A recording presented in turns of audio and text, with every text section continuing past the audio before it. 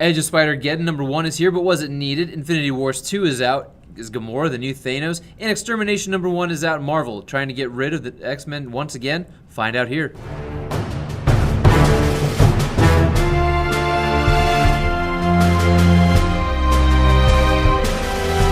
Hey everyone, welcome back to this week's poll, or as Josh would like to say, what are we reading? And that's a perfectly good, valid question you should ask. Guys, if you have not already checked it out, make sure to check out the DC one we put up this week. But we're going to get right into it with Edge of Spider-Geddon #1 by McKay and Sandoval.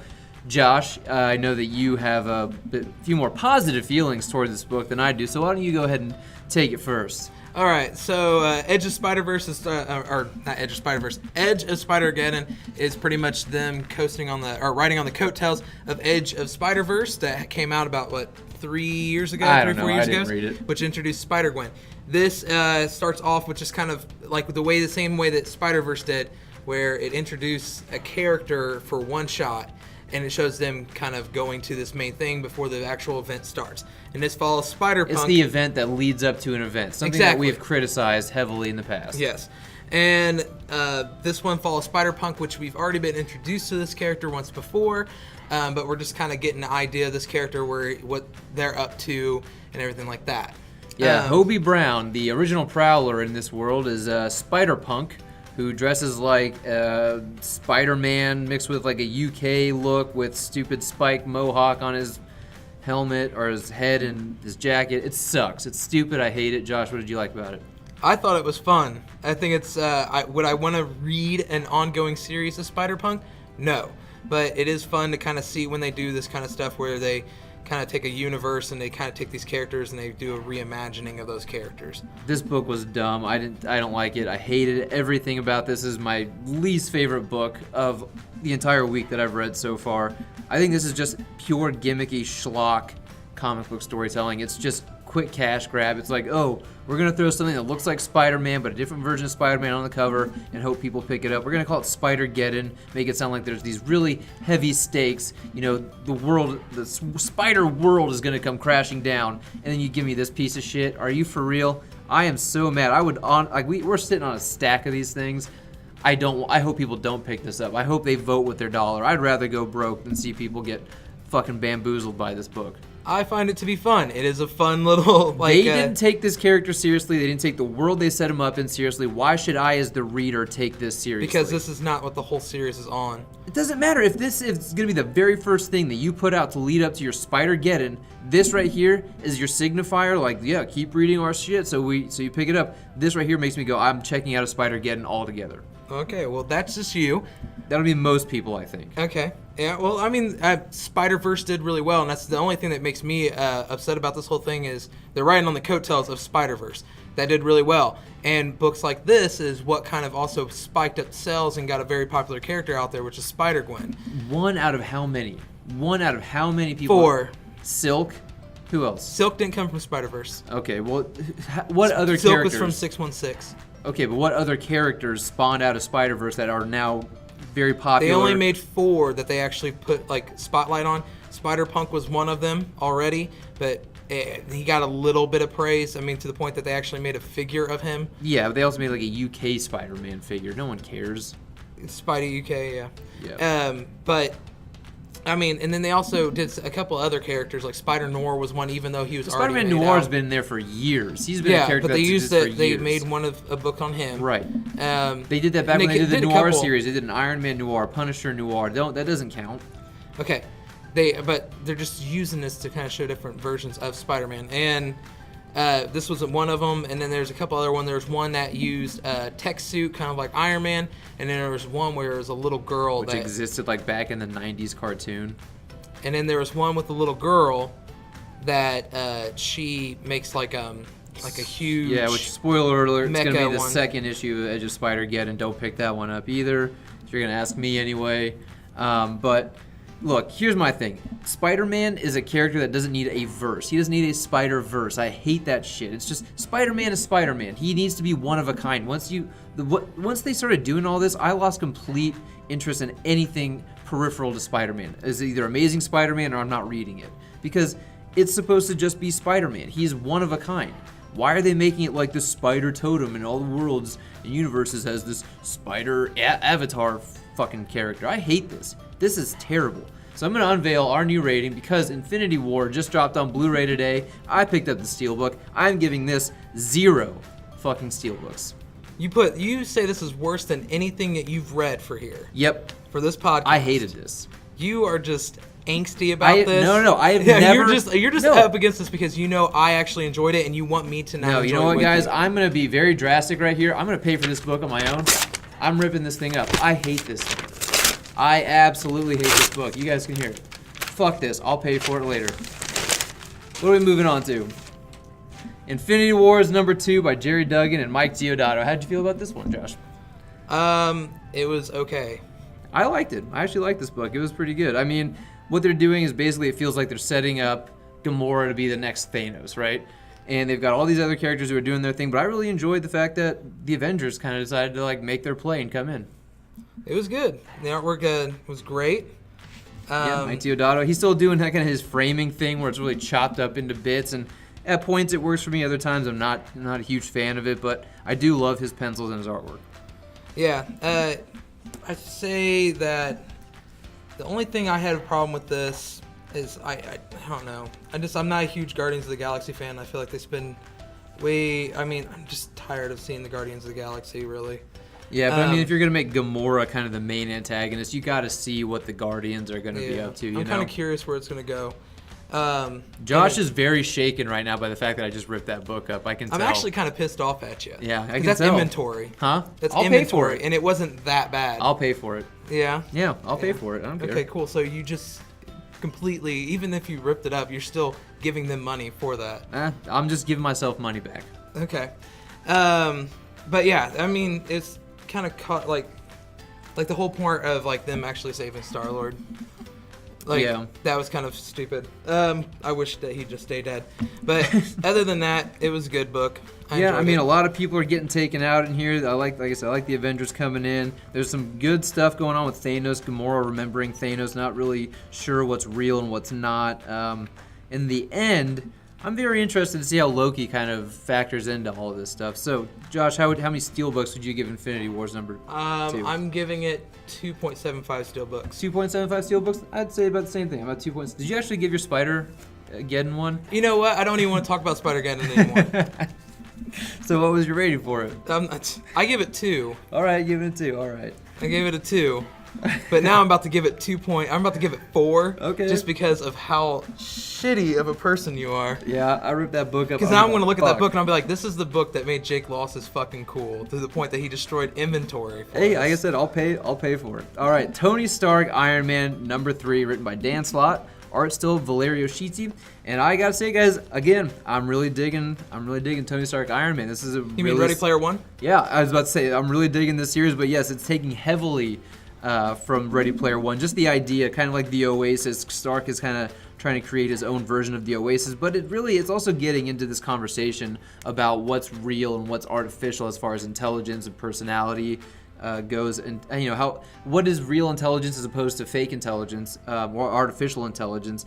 And it's starting to toe the line because as we know, Tony kind of rebuilt himself back up from that coma. He built his body back up cell by cell. Everything that he knows in his brain is actually almost like a backed up data bank of all of his memories and everything that he knows downloaded into this new body. So he's kind of, you can tell he's starting to go through a little bit of an existential crisis. Like, am I real anymore? And do I have a soul? What is it about me? But it's also, kind of guys under this little fun romp of Stark creating his own version of the Oasis from Ready Player One. The artwork was very interesting in it. It felt different, even though it was still shitty. Shitty. Shitty. It was shitty. No, it felt, it just kind of shows you how wide of an artistic style he has from when you see him, like, in the main, like, when they're actually in the real world, yeah, versus when they're in the virtual world. It shows that he actually has quite, his art styles can stretch out. Right.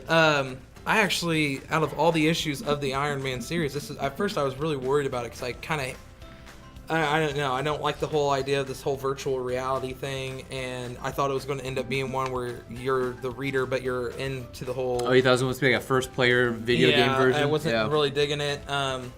But after reading it, I actually really enjoyed it. And I think this is probably my favorite issue from the Tony Stark Iron Man run. Yeah, I gotta say I really like this one. I think I like it a little bit more than issue 2. What I love too is Dan Slott. He just finds a way to make technology interesting. He finds a way to make it new, and he also finds a way to make it seem like it's in keeping with the character of Tony Stark. And I love that he's also taking some deep cuts with Machine Man and the Controller, taking some of these older characters and breathing some new life into them. The same thing with like Jocasta. Jocasta is quickly becoming one of the best parts of this book. Yeah. So. All right, what would you grade Tony Stark Iron Man number 3? 3.75 Steelbooks. Hell yeah, 3.75 Steelbooks from me too, my friend. All right, and we are going to move on to... Extermination. Extermination is the new X-Men event. Well, it's not too new because we've already kind of seen this premise before. But Yeah. actually, when I was reading this, the first thing that popped in my head was, when are they going to address the fact that these young versions of the X-Men have been in present time for so long? Like, I really liked the idea at first when it happened, but that was like 5 years ago. Yeah, it was a while ago. And it's like, why are we not seeing any consequences from this? How come it's not creating a paradox? Yeah, why is it not creating a paradox? And this, and then this pretty much answers it. Because Right. I haven't been reading any of the X-Men titles because I'm not enjoying any of the X-Men titles really, except for I wasn't enjoying Astonishing X-Men when it first started. Yeah. But this kind of follows out with there's somebody out there hunting down these the younger versions of the original X-Men team, and instantly when I start reading this, the only thing that bugged me about this book was I saw how this was going to play out at the end. I already knew. Like, Did you know who was? So basically, what we're kind of getting is we're getting kind of a Terminator feel Yes. mixed with. I know there's a movie that's done this before, where it's like going out and taking out people, but you don't know who exactly is doing it. Mm-hmm. But for some reason, I could just see it coming a mile away who it was at Yeah, I the did end. too. You know. Well, from the first page, when I first, like, first or second page, right when I see it, I'm like, I already know. And then they Yeah. But then they introduce an older version of that character. You go, oh, maybe not, to try and throw you off the scent. Oh but- no! Even when I saw that, then I was like, yeah, it's Yeah. sealed. Sealed it in for me. But I'm not gonna lie. Even though I saw it coming a mile away, and I'm not really enjoying any X-Men storylines right now, I actually really enjoyed this book. I was kind of, like I said, I was kind of let down by the idea that I already kind of knew I'd like to be thrown in and give a twist. This didn't really have that twist for me. But it looks interesting. I think this is actually going to be a good X-Men event, even though this whole, time traveling, hunting down other mutants, exterminating them. It's a classic It's literally X-Men trope. Yeah, Yeah. you're taking like Days of Futures Past, and then you're mixed. It's pretty much Days of Futures Past. Yeah. But instead of them going into the future. future, it's the future coming to them. Right. Yeah. Jake, what'd you feel? I liked it. I mean, like, I got a soft spot in my heart for the original 5 X-Men. I really do. And I've been reading X-Men Blue during its highs and lows, and I got to say right now it's been a little bit better than it has been for the majority of its run. So, seeing these characters and feeling like this is kind of spinning straight out of the X-Men Blue series, it gives me a little bit more context for everything else, so I kind of understand where everything's going. And for a while, they've been talking about having to go back to the past. I actually like the fact that this took out some time to flesh out Cyclops, Scott Summers, a bit, to where I kind of actually liked him for the first time in a while. I really dug him. I'm really digging Pepe Larraz's art. I know you wanted to call him Pepe, but it's Pepe. I got boxes full of Pepe. Yeah, Pepe Le Pew. And then it brings back some deep cut characters like Ahab and his hounds and stuff, where we get Rachel Summers from. So it's got a lot of good characters. We are getting some character deaths, and I'm not exactly sure if these are going to be retconned or these are going to be turned back around. It's time travel, dude. Well, it's all going to be retconned. And also, it's X-Men. Nobody ever says it stays dead. I don't know, man. It's Wolverine coming back. Original Cyclops has been dead for Jean a while. Grey. Yeah, but why? You don't need Jean original Grey's Cyclops. been when dead you forever.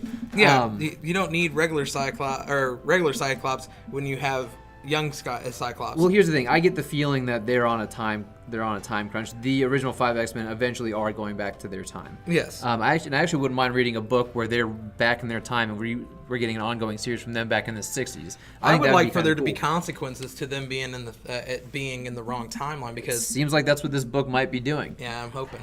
Because especially who's at the end, I think there's going to be a lot of talk about the consequences of them staying so long in present day.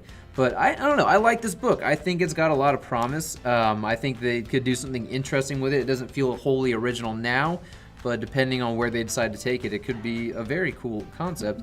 And like I said, I'm loving the art here, so I can't be too mad. I'm going to give this one a solid 3.25 steelbooks. I'm right there with you. Oh man, other than Spider-Geddon, we're right on the same page. Yeah. All right, then what is your last book for today? I read Cable and Deadpool Annual #1. Yeah, how'd you feel about it? Take what you said about the way you felt about Spider-Geddon. Yeah. I'm not going to rip this book up on air Yeah. because, I care about our inventory. don't worry, We're a small comic book shop. I'm going to buy it. Don't worry about Yeah. it. Yeah. I'd much rather the book collect dust than, just ruining the book. Because also, I wish that one would just be in the see, I would trash. rip this one up, but if I ripped it up, that means I had to pay for it, and I don't want to give them any money for this book. Here's the thing. I had such a cathartic experience ripping that up. I'll pay the money for that experience. Okay, that's cool. Yeah, Marvel's not going to look at that, and Diamond's not going to look at that either. They're going to be like, oh, man, this actually works. Yeah, well, whatever. I'm paying the 50%. So. Yeah. Well, Cable and Deadpool is exactly the reason why I stopped really kind of liking Deadpool. The humor is stupid. The whole premise is stupid. It's Terminator. That's literally what the whole thing is. And they spend like 4 pages explaining why comic books are better than film. And how they can't even be compared. But at the end they go, but comic books are better. And it's the stupidest fucking book I've ever read. It's kind of like Kang the Conglomerator and Spider-Geddon talking about how movies are far more... commercially viable than comic books. That was like a little bit. Yeah. That was just like one little speak bubble so that you had to deal with. schlocky. I had to deal with 4 fucking pages with almost with like a full, like if you take a Microsoft Word and you typed up all the dialogue that Deadpool says in those 3 pages, it would fill up a whole goddamn page with no double spaces. 10 New Times Roman, I'm telling you, man. Like we're not like putting like little fucking 0.5 margins. Yeah, I mean we're talking like it's fucking ridiculous. And Well, he is the merc with the mouth. He's gonna and then talk a lot. they try so hard, even though they're sitting there talking about this, how comic books are better than film.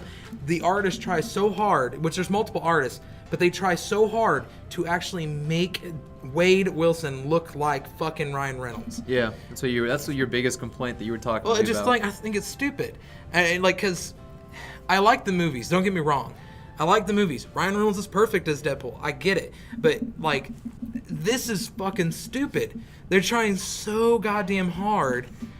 This is riding on the coattails of the goddamn movie, and then in the middle of the book they have the fucking gall to tell me that comic books are better than movies, but they're gonna make this off of the fucking movie. Maybe that's the whole point of it, man. No, Maybe you just missed the point. I don't miss the point. It's just it was a stupid fucking book. All right, well, where would you grade it? You know what? 0. 0. Yeah, you put a 0 out there. I want steelbooks. to put a fucking 0 out there. All right. Well, And I'm a Deadpool fan. That's the fucking crazy part about it. I am a Deadpool fan, and this just pissed me the fuck off. mutants are violent. We will not be silent. There's your code phrase for 20% off any book not on your pull list this week.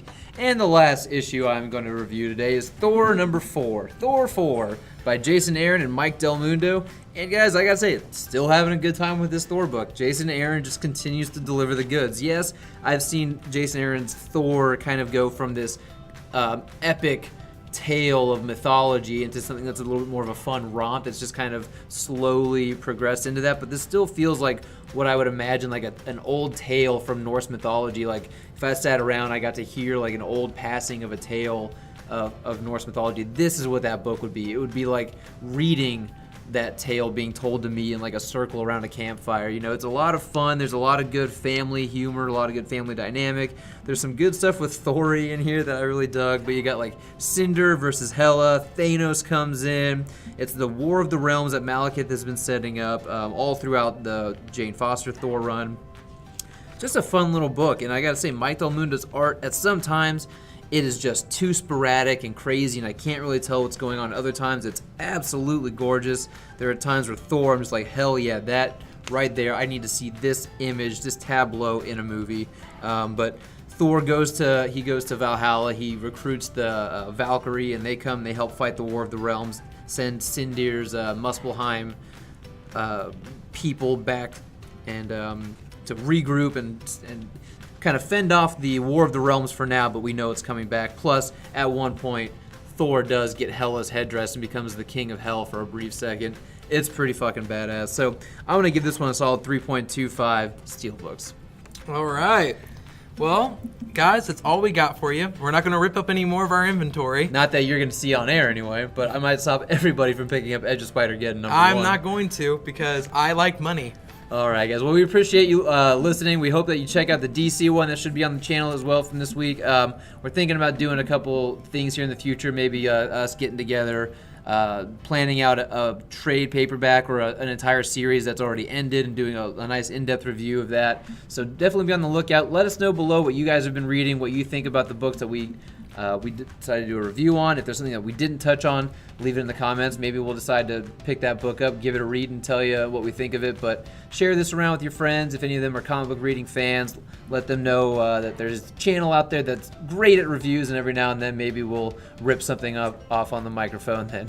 All right, guys, that is all we've got for you today. Thank you so much for listening. We will see you next time.